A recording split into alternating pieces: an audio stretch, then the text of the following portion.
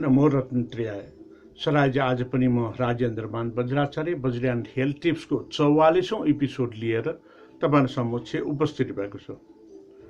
लकडाउनको प्रारम्भदेखि सुरु गरेको यो एपिसोड आजको 44औं हो। आज 2077 साल वैशाखको 24 गते। हामी आज ठिक स्वायापुनीको पूर्व सन्ध्यामा छौं। बछलाथो पूर्णिमाको पूर्व सन्ध्यामा छौं अनि यसै गरेर बुद्ध जयन्ती 2564 को पूर्व सन्ध्यामा छौं र बुद्ध तो लाभको हामी 2609 वर्षको पूर्व सन्ध्यामा छौं भने बुद्ध जन्म जयन्तीको हामी 2644औं दिनको पूर्व सन्ध्यामा छौं। यसो भन्दै गर्दाखेरि तपाईहरुले बुझ्नुभयो होला भोलि शाक्यमुनि सिद्धार्थ जुन राजकुमारबाट बुद्धत्व लाभ गर्नुभएको, शाक्यमुनि सिद्धार्थ राजकुमारबाट जन्म हुनुको नामबाट जन्म हुनुभएको र शाक्यमुनि बुद्ध को महापरिनिर्वाण, बुद्धको त्रिसंयोग पछिल्लो पूर्णिमाको दिनमा अर्थात् स्वायापुनीको दिनमा, जसलाई युरोपियन र अमेरिकनहरूले वैशाख पूर्णिमा भनेर भन्ने गरिन्छ, वैशाख पूर्णिमाको दिनमा बुद्धको त्रिसंयोग जन्म, बुद्धत्व प्राप्ति र महापरिनिर्वाणको घटनाहरू घटेका थिए। आजभन्दा 2644 वर्ष अगाडि जन्मनु भएका र आजभन्दा 2564 वर्ष अगाडि महापरिनिर्वाण हुनुभएका सिद्धार्थ राजकुमार बुद्ध बन्नु भएर उहाँले 2609 वर्ष अगाडि बुद्ध ज्ञान प्राप्त गर्नुभएको थियो। त्यो बुद्ध ज्ञान के हो तपाईहरुलाई थाहा नै छ। त्यो बुद्ध ज्ञान भनेको सिद्धार्थ राजकुमारले आफू घरमा बस्दाखेरि जुन चाहिँ दरबारको सुख शैल विलासिता जीवनलाई त्याग गरेर उहाँले महाभिनिष्क्रमण गर्नुभयो। किन गर्नुभयो यो तपाईहरुलाई थाहा छ। ध्यान गर्न जानुभयो। जुन चाहिँ उहाँ दरबारबाट बाहिर घुम्न गएको बेलामा चारवटा विशेष घटनाहरू उहाँले देखेपछि, अर्थात् मृत्यु भएको मानिसलाई बोकेर ल्याइरहेको, वृद्ध मानिसलाई देखेको, अनि रोगीलाई देखेको र एकजना सन्यासीलाई देखेको। यो चारजना मध्ये सन्यासी सबभन्दा खुसी थिए। लास त चलबलाउने कुरै भएन। बिरामी मान्छे आइया र आथा गरिरहेको थियो अनि बुढो मान्छे पनि आफ्नो वृद्धपनको अशक्तपनले ग्रसित थिए। यो बुद्धले देखेपछि बुद्धको मनमा कौतूहल मच्न थालेको थियो। यो बेलासम्म राजकुमार सिद्धार्थको रूपबाट उहाँ चाहिँ सिद्धार्थ गौतमको नामले परिचित थिए र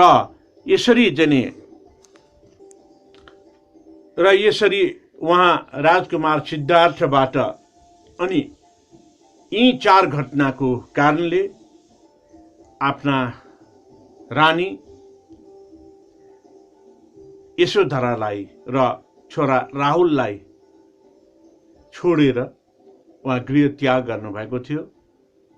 सत्यको खोजीमा, दुःख पाउनु नपर्नेको खोजीमा, मृत्यु हुन अथवा पुनर्जन्म नहुनको खोजीमा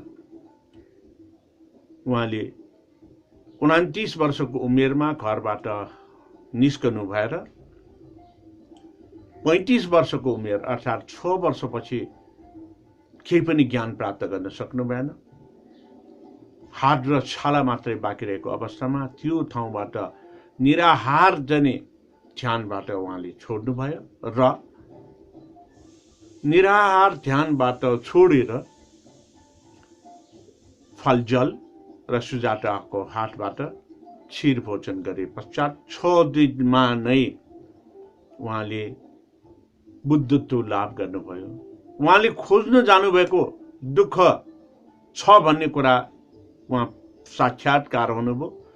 दुःख उत्पत्ति हुनका कारण साक्षात्कार हुनुभयो र दुःखका उत्पत्ति हुने जड उहाँले थाहा पाउनुभयो र यो जड नै खत्तम गरेर त्यो दुःखै नहुने अर्थात् पुनर्जीवन प्राप्त गर्नु नपर्ने निर्वाणको मार्ग पनि प्राप्त गर्नुभयो, जसलाई चतुर आर्य सत्य भनेर भन्ने गरिन्छ। यो सन्दर्भमा म किन जोड्दैछु भन्दाखेरि अहिले विश्वमा कोरोना भाइरसको महामारी एकदम फैलिरहेको छ। नेपालमा पनि 82-84 जनाको अवस्थामा पुगिसकेको छ। संक्रमित संख्या जति यो चाहिँ पीसीआर टेस्ट भयो त्यसबाट देखा परिरहेको छ। अहिलेको अवस्थासम्ममा 3 करोड जनता भएको नेपाल अझ विदेशबाट आएर पनि बसेका छन्। विदेशमा कामको लागि गएकाहरू पनि फर्किरहेको अवस्थामा 3 करोड 1 लाख 2 लाख भन्दा बढी नै जनसङ्ख्यामा अहिलेसम्म पीसीआर टेस्ट भनेको 15-16 हजार भएको छ। भनेपछि यति थोरै पीसीआर टेस्ट हुँदाखेरि पनि 82-84 जना संक्रमित फेला परिसकेको, तर खुसीको खबर 16 जना निको भएर घर गइसकेको अवस्था। तर अलिकति हामी संकुचनमा हामी सचेत हुनुपर्ने अवस्था फेरि अर्को के भन्दाखेरि निको भएर गएका 16 जना मध्ये पनि 3 जना पुनर्संक्रमित भएर फेरि आइसोलेसनमा पर्न भएर उपचार हुनुपर्ने बाध्यता एकातिर छ भने अर्कोतिर WHO ले के भनेको छ भन्दाखेरि यो 3 वर्षै कोरोना भाइरसबाट सचेत हुनुपर्ने छ। संक्रमणबाट हामी सचेत र चाहिँ एकदम यसलाई चाहिँ केयरफुल हुनुपर्ने छ। किन भन्दाखेरि जबसम्म कोरोना भाइरस रोगलाई निर्मूल गर्ने भ्याक्सिन तयार भएर त्यो भ्याक्सिन मानव परीक्षणमा सफल हुँदैन तबसम्म कोरोना भाइरसबाट निको भयो भनेर भने तापनि त्यो व्यक्तिको इम्युन पावर बढेर त्यो व्यक्तिमा शरीरभित्र कुनै पनि रोगले संक्रमण गरेको सन्दर्भमा रोगलाई प्रतिरोध गर्ने क्षमता बढेको सन्दर्भमा रोग दबिएर मात्र बस्छ। कोरोना भाइरस जुन चाहिँ भित्र गएको कोरोना भाइरस त्यो दबिएर बस्छ, निष्क्रिय भएर बस्छ र त्यो व्यक्ति स्वस्थ देखिन्छ। तर त्यो व्यक्तिसँग अरू व्यक्ति घुलमिल भयो भने अरू व्यक्तिलाई त्यो व्यक्ति भित्रको जुन कोरोना भाइरस सरेर संक्रमण हुन सक्छ। त्यो व्यक्ति स्वयं पनि जब ऊ इम्युन पावर रोग प्रतिरोधात्मक क्षमतामा दुर्बल हुने गर्दछ त्यो बेला फेरि पुनः संक्रमित हुने गर्दछ। यसैले विश्व स्वास्थ्य संगठनले कुनै पनि कुरा काँचो नखानु, विशेष गरेर मासुजन्य पदार्थले 70% भन्दा बढी कोरोना भाइरस संक्रमित भएकोले मासुजन्य पदार्थलाई रोक्नु यो आजको आवश्यकता पनि हो। किनभने मानव भनेको जुन पञ्चतत्त्वको शरीर भनेको चाहिँ के भन्दाखेरि अग्नि तत्त्व, जल तत्त्व, वायु तत्त्व, आकाश तत्त्व, पृथ्वी तत्त्व, यो 5 तत्त्वको शरीर। यो 5 तत्त्वको शरीर भनेको फेरि चाहिँ यो निरन्तर परिवर्तनशील क्षणभङ्गुरको शरीर। हामीले यो 5 तत्त्व भनेको 5 तत्त्वलाई यो जागृत रूप अवस्थामा राख्न सक्यो भने हाम्रो शरीरमा इम्युन पावरले काम गर्छ। हाम्रो शरीरमा रोग प्रतिरोधात्मक क्षमताले कुनै पनि रोग संक्रमण भएमा पनि हामी निरोगी जस्तै देखिन्छ वा रोगै लाग्न दिँदैन। अब रोग लाग्ने कारण के हो त? हाम्रो पञ्च इन्द्रिय सधैँभरि दोहोऱ्याउनु गरेको छ।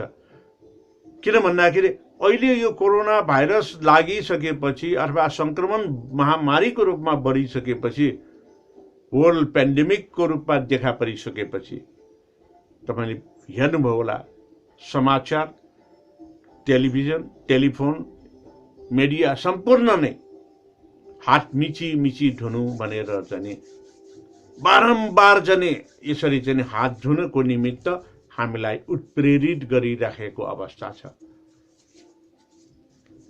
यो किनले भन्दाखेरि हामीले दुःख नपाउन् भनेर। त्यसै गरी पञ्च इन्द्रिय र पञ्चतत्त्वलाई पनि मैले वज्रयान बौद्ध धर्म र बौद्ध धर्मको जुन जागरणको निमित्त यही पञ्चतत्त्व र पञ्च इन्द्रियलाई पञ्चतत्त्वको बाट चाहिँ हामीले दमन गर्न सकेन भने, दबाउन सकेन भने पञ्च इन्द्रियले कर्मेन्द्रियको काम गरेर ज्ञानेन्द्रियको रूपमा बोध गरेर त्यसले अकुशलादि कर्म मात्रै लिने गर्छ, कुशलादि कर्मतर्फ लाग्न हामी वञ्चित हुनेका छौँ। त्यसैले यो बारम्बार पञ्चतत्त्व, कायवाक चित्त र पञ्च इन्द्रिय, पञ्च कर्मेन्द्रिय, पञ्च ज्ञानेन्द्रिय अनि पञ्चस्कन्धका कुराहरू दोहोऱ्याउनै पर्ने हुन्छ। आदरणीय दर्शकवृन्द, महामारीबाट हामी सन्तासमा डरमा चाहिँ हामी डराएर भाग्ने होइन। त्यो महामारीलाई हामीले सन्तास र त्रासलाई हामीले एउटा चुनौती र अवसरको रूपमा लिएर रोगलाई परास्त गर्न हामी अगाडि बढ्नुपर्छ। यही नै बुद्धले सिकाएका बुद्ध शिक्षा पनि यही हो। अब रोग मध्ये एउटा शारीरिक रोग जुन हाम्रो पञ्च इन्द्रिय पञ्च तत्त्वको यो शरीरलाई देखिने गरेर चाहिँ यो चाहिँ लाग्ने गर्दछ, कमजोर तुल्याउने गर्दछ, यो देखिने रोग हो। त्यसै गरेर नदेखिने रोगमा मानसिक रोग,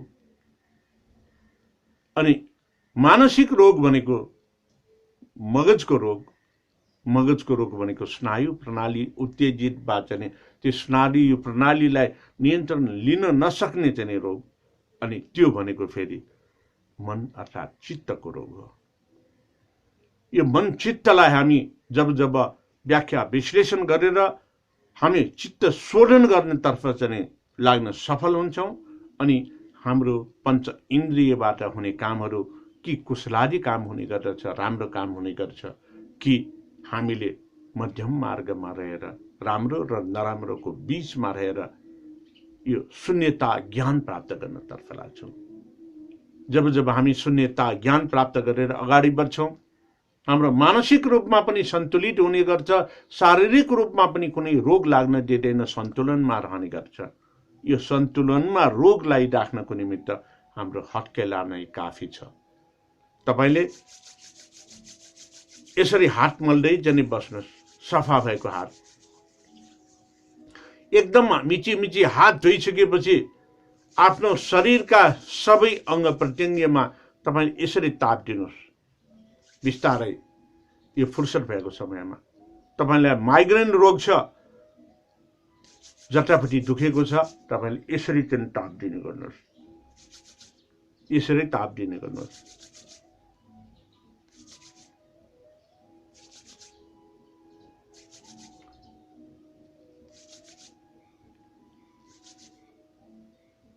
तपाईको माइग्रेन रोग यसरी दिनको करिब करिब पटक गरेर 1 घण्टा 1 हप्ता दिनुहोस्, तपाईको रोग हटेर जान्छ। माइग्रेन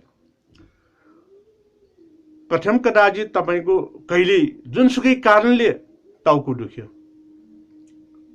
त्यो टाउको दुखेको बेलामा कुनै औषधि पनि पाएन, चेकअपको लागि अहिले चाहिँ जाने अवस्था पनि तुरुन्तै चाहिँ हामीले चाहिँ भेट्टाउन सक्दैन। तपाईलाई टाउको दुखेको निकै पीडा भयो, त्यो बेला के गर्ने त? बस यो हाम्रो चोर औँला यसरी चत्त उठाउनुहोस्। चोर औँला भनेको एउटा पृथ्वी तत्त्व, अनि अरू औँलाहरू यो ठ्याक्कै यसरी राखेर यो जुन आकाश तत्त्वलाई यो अग्नि तत्त्वले यसरी राख्नुहोस्। यो राखिसकेपछि यो चोर औँलाले दायाँ नाकको तपाईहरुले सम्झेर राख्नुहोस्, यो दायाँ नाकको पालमा यहाँ माथिबाट यसरी थिचेर बायाँबाट मात्रै 5 मिनट सास फेर्नुहोस्। त्यो स्वासा र फाँफा गर्नु पर्दैन, नर्मल सास फेर्नुहोस्। तपाईँले जसरी अरू बेला सास फेर्नुहुन्छ त्यसरी नै सास फेर्दै गर्नुहोस्। तपाईँको काम गर्दै गर्नुहोस्। मैले अहिले यो नाकको एउटा दायाँपट्टिको फाल थुनेर बोल्ने क्रमलाई जारी नै राखेको छु। यसरी तपाईँले 5 मिनट यो दायाँ नाकको फाललाई बन्द गरेर बायाँबाट मात्र श्वास प्रश्वास फेर्न थाल्नुभयो भने जुनसुकै कारणले तपाईँको टाउको या चाहिँ निधारभन्दा माथिको पीडा त्यो 5 मिनटभित्र कन्ट्रोलमा आउनेछ, टाउको दुख्न बन्द हुनेछ। तर यो अस्थायी मात्रै हो, स्थायी होइन। कहिलेकाहीँ यो अनावश्यक टेन्सन र यो चाहिँ वातावरणको चाहिँ अदली बदली अर्थात् बदली हुने घाम लाग्नेले पनि टाउको दुख्यो भने, तर यो 5 मिनट यसरी राखेपछि त्यो टाउको दुखेको यो चाहिँ निको नै हुन्छ। तर अरू रोगको कारणले, चाहे ग्यास्ट्रिकको होस्, चाहे चाहिँ अमलपित्तको कारणले होस्, चाहे वायुको होस्, चाहे चाहिँ यो के भन्दाखेरि स्नायु प्रणालीमा गडबडको कारणले होस्, चाहे चाहिँ चिल्लो पिल्लो अमिलोले जनि गरेर होस्, त्यो हो भने जे कारणले टाउको दुखेको हो त्यसलाई निदानको रूपमा पत्ता लगाएर हटाउन नसकेसम्म यसरी निको हुने भनेको त्यो अस्थायी हो। एक दिनभरिलाई पनि टिक्न सक्छ, वा आधा दिन पनि टिक्न सक्छ, वा अब तपाईँलाई शारीरिक रूपमा अरू नै धेरै कारणले टाउको दुखेको हो भने त्यो 1 घण्टा पछि नै फेरि फर्किन सक्छ। तर पनि असह्य पीडाको टाउको दुखाइलाई तपाईँले यसरी चाहे जुनसुकै कारणले पनि टाउको दुखेको हो भने 5 मिनट राख्नुभयो भने तपाईँको टाउको दुख्ने यो बन्द हुन्छ। वज्रयान हेल्थ टिप्सको महत्त्वपूर्ण टिप्स आज तपाईँलाई यो दिए।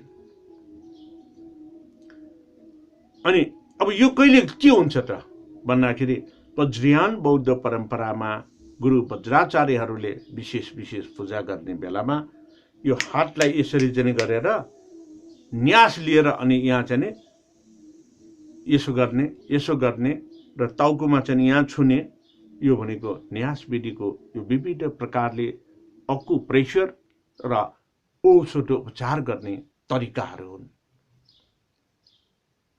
आदरणीय दर्शकवृन्द, वज्रयान हेल्थ टिप्स बुद्धको ज्ञानको हेल्थ टिप्स हो। गृद्धकुट पर्वतबाट सुरु गरेर तान्यकटकमा पूर्णता दिएको हेल्थ टिप्स हो। अनि श्रावकयान, प्रत्येक बुद्धयान र सम्यक सम्बुद्धयान, थेरवाद, महायान र वज्रयान, यो सबै मिलेको एक यानको महत्त्वपूर्ण क्षण भनेको नै वज्रयान हो। तसर्थ वज्रयान बौद्ध धर्मले घर गृहस्थमा रहेर बुद्ध धर्म अर्थात् न्यायको सिद्धान्त, समता ज्ञानको सिद्धान्त, व्यावहारिक ज्ञानको सिद्धान्त, व्यावहारिक अभ्यासको सिद्धान्त अनि समन्वय र सेवाको सिद्धान्त, यसरी विविध सिद्धान्तहरूलाई प्रतिपादन गरेको सिद्धान्त बुद्ध सिद्धान्त नै वज्रयान सिद्धान्त हो। तसर्थ बुद्धत्व प्राप्त गर्ने एउटै जुनीमा, यो मानव जुनीमा अर्को जन्म लिएर जने दुःख पाउन नपर्ने गरेर भव संसारमा हेतु फलको कारणले भवचक्रमा फेरि आउन नपर्ने गरेर बुद्धत्व प्राप्त गर्ने मार्ग पनि वज्रयान नै हो। र यो बुद्ध धर्मलाई निरन्तर रूपमा प्रवाह गर्ने, निरन्तरता दिने यान पनि वज्रयान नै हो। किन भन्दाखेरि यो गृहस्थ वैवाहिक जीवनमा बसेर बौद्ध धर्मका सम्पूर्ण कुराहरूलाई प्रतिपालन गर्ने गर्दछ। पारिवारिक जीवनमा बसेर कर्मशील भएर कमाएर आफू र आफ्नो परिवारलाई चाहिँ पालन पोषण गरेर त्यसमा पनि बचाएर अरूको निमित्त दान गर्ने, अरूको निमित्त सहयोग गर्ने अनि आफ्नो कमाउनुको निमित्त कर्मशील भएर चाहिँ काम गरेर मात्र नभइकन अरूको सेवामा पनि समर्पित हुने, यो नै वज्रयान बौद्ध धर्म हो। सेवा पनि एउटा हेल्थ टिप्स नै हो। किन भन्दाखेरि हामीले एकदम दुःख पाएका व्यक्तिलाई त्यो दुःखबाट मुक्त गर्न सक्यो भने मनमा यति आनन्द आउँछ त्यसको बयान गरेर साध्य नै हुँदैन।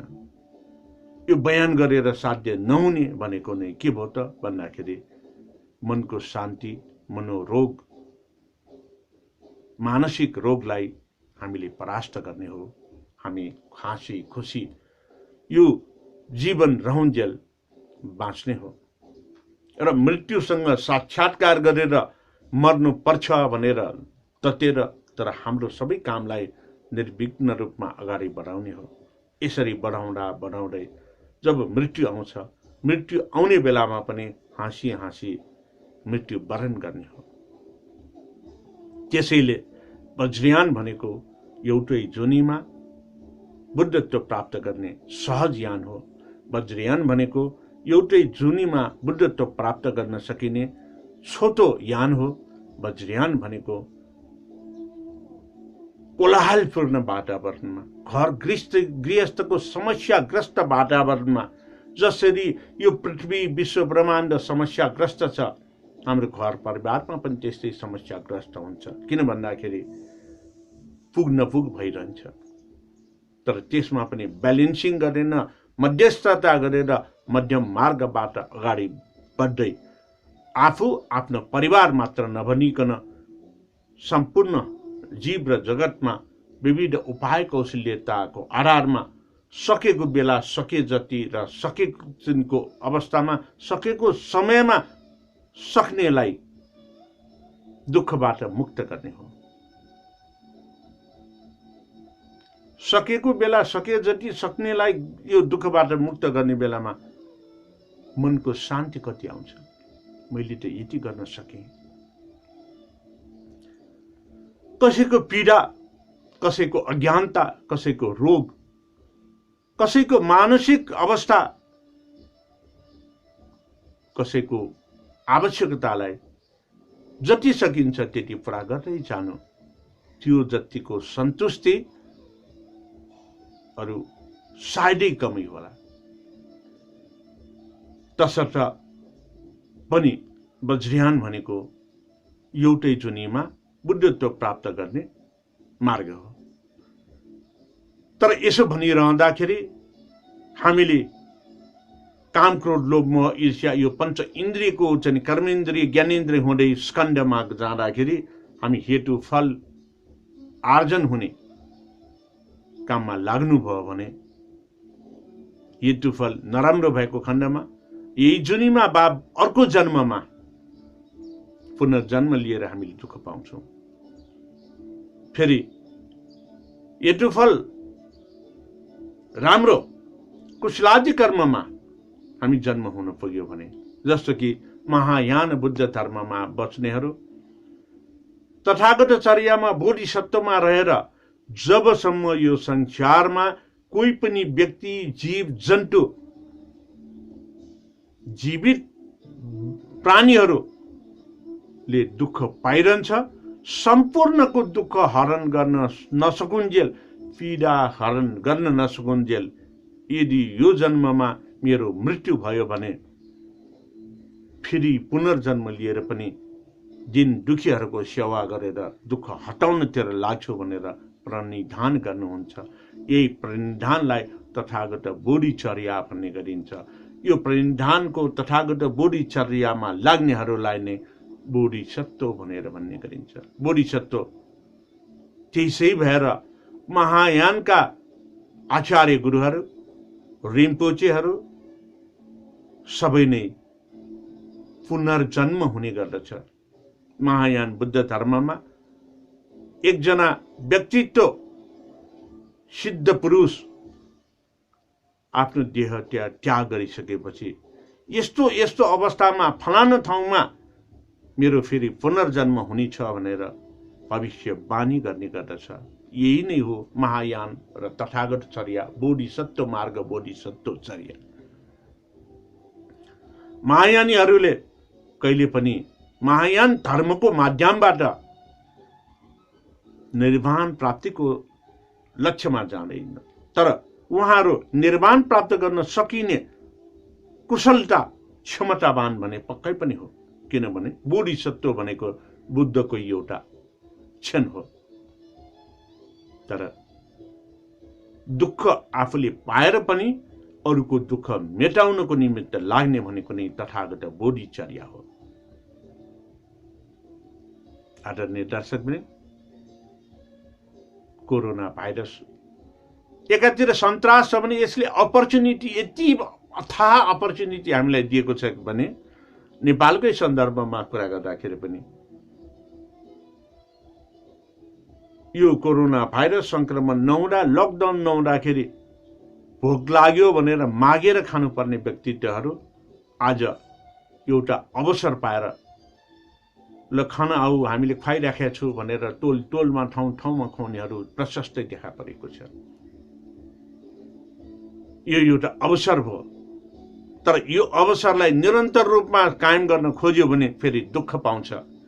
यो कुरा पनि सबैले ध्यान दिनुपर्छ। कोरोना भाइरस संक्रमण भएकै कारणले नेपालको 10 वटा भन्दा बढी ठाउँमा पीसीआर टेस्ट गर्ने अत्याधुनिक ल्याबको निर्माण भएको छ। 7 प्रदेश र कुनै कुनै प्रदेशमा 2-3 गरेर। यसले के जन आयो भन्दाखेरि पहिला विभिन्न जिल्लामा ल्याब स्थापना गर्नु पर्यो भनेर चाहिँ जति कराए पनि, जति बजेटमा राखे पनि त्यो स्थापना नभएको अवस्था, यो बाध्यताले एउटा अवसर प्रदान गरेको छ। अर्को अवसर भनेको त्यही मिची मिची हात धुने। हात धुने त सबैलाई थाहा छ, तर यसो गर्छ अझ के भन्दाखेरि त्यो पानी धारा खोलेर यसो अल्किटी थापेर यसो गरेर खुर्क जाने, यसरी गर्ने हुँदैन। यसले रोग संक्रमण हुनबाट बचाउँदैन। एकदम हातलाई चाहिँ मिची मिची धुनुपर्छ भनेर अर्को शिक्षा हामीले प्राप्त गर्न सकेको छ,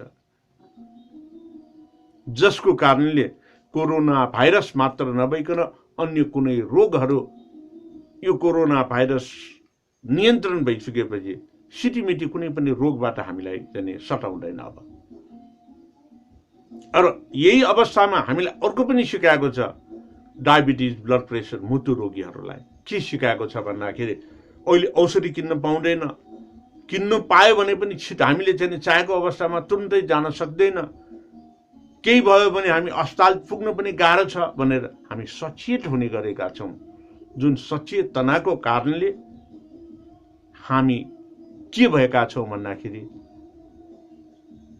निरोगी हुनतर्फ हामी उन्मुख भएका छौँ। यही कारणले आजकल चाहिँ जुन चाहिँ रोगले सताइरहेका व्यक्तिहरू पनि घर घरमा फोन गरेर सोद्धाखेरि वा कसैले पनि मसँग अहिले बिरामीको अवस्थामा वज्रयान थेरापीबाट उपचार गर्ने सिलसिलामा पहिला दिनको 5-6 जना आउने र 5-6 जनाले फोन मेसेन्जरबाट सोधेर आफ्नो रोग निदानको कुरा गर्ने गरेकोमा आजकल मुस्किलले 2-3 जना मात्रैले सम्पर्क गर्छ। मैले भन्ने गरेको छु, कसैलाई रोगबाट केही पनि रोगबाट जन तपाईहरुलाई यो चाहिँ पीडा भयो भने गुरुजु यो रोग यस्तो मलाई भइरहेछ, यस्तोलाई केही उपाय छ कि भनेर मेसेन्जर कल, मेसेन्जर च्याटिङ, यो चाहिँ मेसेन्जर भिडियो कल वा फोनमा फोन गर्नुहोस् भनेको बारम्बार भनिरहेछु। पहिला नभन्दाखेरि पनि दिनको 5-10 जना सम्पर्कमा आएर उपचार गराउँथ्यो भने अहिले यो उपचार गराउनको निमित्त फोन कल चाहिँ गर्नेहरू पनि नहुनु भनेको मेरो विचारमा सायद प्राय व्यक्तिहरूले यो हात धुने र अन्य सचेतना कार्यक्रमले गरेर घर घरमा धेरै नै निरोगी भएका छन्। तर सन्तास अलिकति त कोरोना भाइरसको छँदैछ। त्यस कारणले चुनौतीका साथसाथमा अवसर आउँछ भनेको यही नै हो। फेरि म एउटा अत्यावश्यक कुरा दोहोऱ्याएर आजको कार्यक्रमको अन्ततिर चाहिँ गइरहेको छु। सर्वप्रथम तपाईँ आफू डिहाइड्रेट हुने गरेर नबस्नुहोस्। पानी कमसे कम पनि अहिले यो ड्राई सिजन जस्तै भइरहेको अवस्थामा 3.5 लिटरदेखि 4 लिटर पानी 24 घण्टाभित्र पिउनै पर्छ। त्यसरी पिउने पानी सकिन्छ भने तपाईँले 2 लिटर जति पटबत्ती उमालेर थर्मसमा राखेर राख्ने गर्नुहोस्। अनि त्यो थर्मसमा राख्ने गरेको चाहिँ पानी पनि के भन्दाखेरि तेजपात, ल्वाङ, यो चाहिँ सुकुमेल, दालचिनी मध्ये कुनै पनि एउटालाई 1 लिटर बराबर 5 वटा ल्वाङ, 1 लिटर बराबर 5 पत्ता चाहिँ तेजपात, 1 लिटर बराबर करिब चाहिँ 1 इन्ची जति दालचिनी वा 5 गेडा अलैँची राखेर तपाईँले त्यो पटबत्ती उमालेको सन्दर्भमा त्यो पानी निरन्तर रूपमा मन तातो गरेर पिउने गरेको सन्दर्भमा तपाईँलाई प्राय कुनै पनि रोगबाट संक्रमित हुन दिँदैन। दिनको 3.5 लिटर 4 लिटर 24 घण्टामा पिएपछि डिहाइड्रेसन पनि हुँदैन। प्रथम कदाचित कहिले पानी पिउन कम भयो भने तपाईँले यो मुद्रा वरुण मुद्रामा बस्ने गर्नुहोस्। यो मुद्राले तपाईँको शरीरभित्रको जुन वायु विकारबाट उत्पन्न फ्लुइडहरू लिक्विडहरूलाई प्युरिफाइड गरेर फेरि यो चाहिँ पानीको रूपमा आपूर्ति गरेर डिहाइड्रेसन गर्न दिँदैन। तपाईँलाई मुटुको रोग छ, मुटु सम्बन्धी औषधि खाइराख्नु भएछ, मुटुको अपरेसन गर्नुको निमित्त टाइम लिइराख्नु भएछ भने तपाईँले यो सञ्जीवनी मुद्रा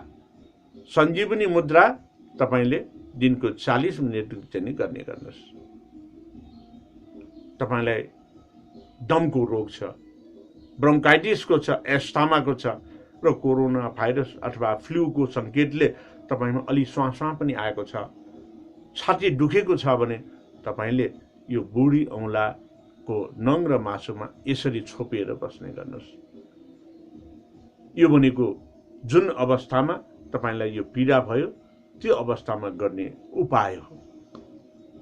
यति नै भन्दै आजको वज्रयान हेल्थ टिप्स कार्यक्रममा विगतका कार्यक्रमहरूभन्दा भिन्न तरिकाले प्रस्तुत गर्दै तपाईँलाई अर्को जानकारी गराउन गइरहेको छु। वज्रयान महासङ्घको प्रस्तुतिको रूपमा भोलिदेखि जुन नयाँ कार्यक्रम नेपाल मण्डलको मातृभाषा नेवा भए नेपाल सरकारको सरकारी भाषा खास नेपाली भाषा र संयुक्त राष्ट्र सङ्घको यो चाहिँ अन्तर्राष्ट्रिय भाषाको रूपमा रहेको अङ्ग्रेजी भाषामा 4 बजेबाट 15 मिनटको वज्रयान सन्देश, वज्रयान खनाबला नेपाल भाषामा, वज्रयान सन्देश, वज्रयान भलाकुसारी नेपालीमा र वज्रयान भ्युज, वज्रयान टक अङ्ग्रेजीमा प्रसारण गर्ने जमर्को गर्दै म बिदा हुन चाहन्छु। र विगत यो केही दिनदेखि बत्ती छापछुप हुने गरेको अवस्थामा भोलिको कार्यक्रम 4 बजे फेसबुक लाइभबाट जाने वा 4 बजे युट्युब र फेसबुकमा रिकर्डेड प्रोग्रामलाई अपलोड गर्दै जाने, यो कुरा अहिलेलाई आज दिनभरिलाई थाती नै राख्दै भोलि बुद्ध जयन्ती आज तपाईँले घर घरमा मूर्ति र फोटोहरूलाई देखिने गरेर सजाएर बिहानदेखि नै बौद्ध स्तोत्रको पाठ पक्कै पनि गर्नुभयो होला र बौद्ध स्तोत्रको पाठको साथसाथमा तपाईँले ज्ञानमाला भजन पनि गाउनुभयो होला र भोलिको सूर्योदयको साथसाथै फेरि तपाईँले बुद्ध पूजा, बौद्ध स्तोत्र, ज्ञानमाला भजनका साथ भोलिको दिनभरिको भोजन, खीर भोजन, जुन खीर भोजन गरेपछि सिद्धार्थ राजकुमारको अन्तिम क्षण बुद्धत्वमा परिणत भएको थियो सुजाताले दिएको खीर खाएपछि। तपाईहरू पनि बुद्धत्वको मार्गमा हुनु भएको छ। बुद्धत्व प्राप्त गर्ने नभए तापनि तपाईँ दुःख हरण गर्न लाग्नु भएको छ, पीडा हरणको निमित्त लागि पर्नु भएको छ। दुःख पीडा भनेको कसैलाई पनि मन पर्दैन, सुख र आनन्द भनेको सबै नै मनपर्छ। त्यस कारणले बुद्धले प्राप्त गरेको यो बोधी ज्ञान र क्षीर भोजन तपाईले भोलि अवश्य गर्नुहुनेछ। र आज दिउँसो 3:30 बजेको वज्रयान र वज्रयान थेरापी बलात्को सारी कार्यक्रममा पेट्ने बाचा गर्दै म तपाईहरुबाट बिदा हुन चाहन्छु।